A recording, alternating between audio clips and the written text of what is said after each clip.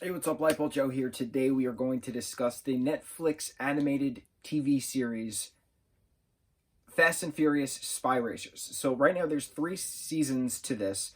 First is Fast and Furious Spy Racers. Second is Fast and Furious Spy Racers Rios. Third is Fast and Furious Spy Racers Sahara. So how does this animated series, 8 episodes per season, fit into the Fast and Furious saga, the Fast Saga? So Universal and DreamWorks animation studios teamed up with Netflix to do a series on Jurassic World, Camp Cretaceous. We've talked how awesome that is. And so here we are with Fast and Furious Spy Racers. So how do you get these kids to become spies and have it logically make sense within the Fast and Furious universe? I'll tell you how, because they did a fantastic job doing this. I'm watching this and I'm like, wow, this is equal parts Fast and Furious as it is Big Hero 6, as it is Spy Kids.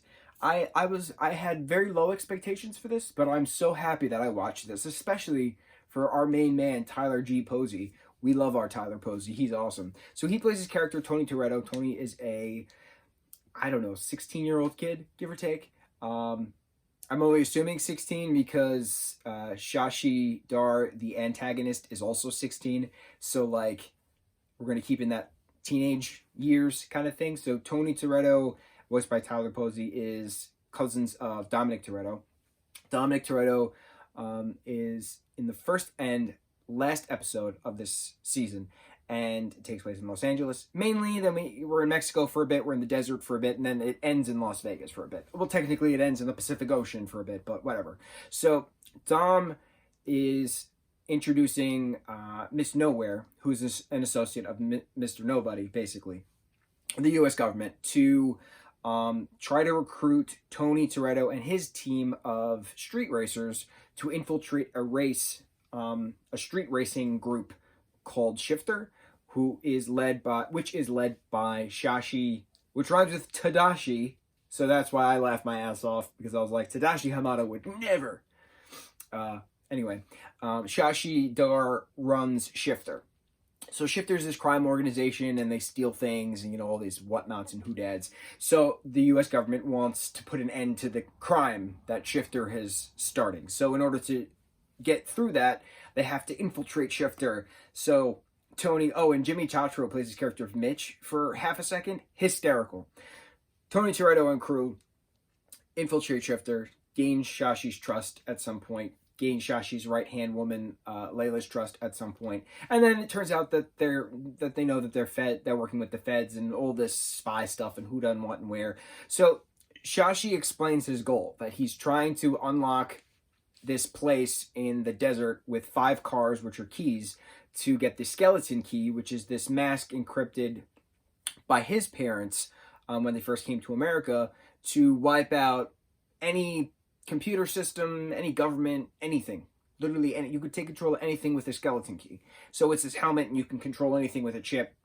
And the billionaires that funded his parents' research, killed his parents and buried them in this tomb of a desert where the skeleton key helmet is being located. So he's explaining his revenge, that no one in this world should ever have to, go through what my parents did just to live the American dream. And, like, logically, it makes sense why he's trying to do this Robin Hood stuff. He's literally just trying to rob all these billionaires and give back to the poor.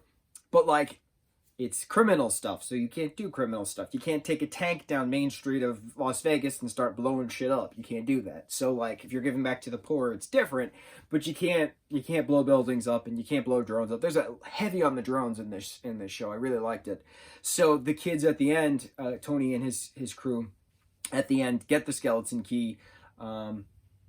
Shashi winds up, being arrested, and the kids then betray the government, take the plane and go to the Pacific, where they can ride their jet skis and go on some islands before they, possibly go to Tokyo to see where this soda is made, or, like, what else is their next adventure.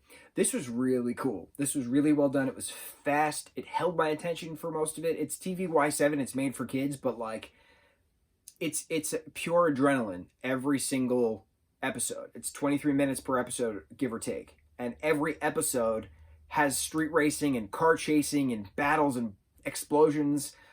It's modern. It's super cool. Like Frosty's got two moms. Like it's such a great show. And I am sorry I never watched it when it came out. So here we are. On to the second season, Fast and Furious Spy Racers Real, and then on to the third, Fast and Furious Spy Racers Sahara.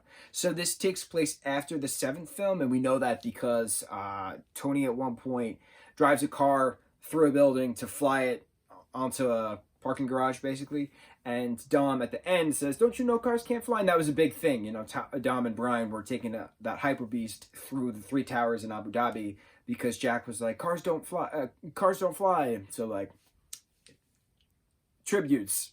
I like it. It's pretty neat. So yeah, we're good. Mucho mahalo.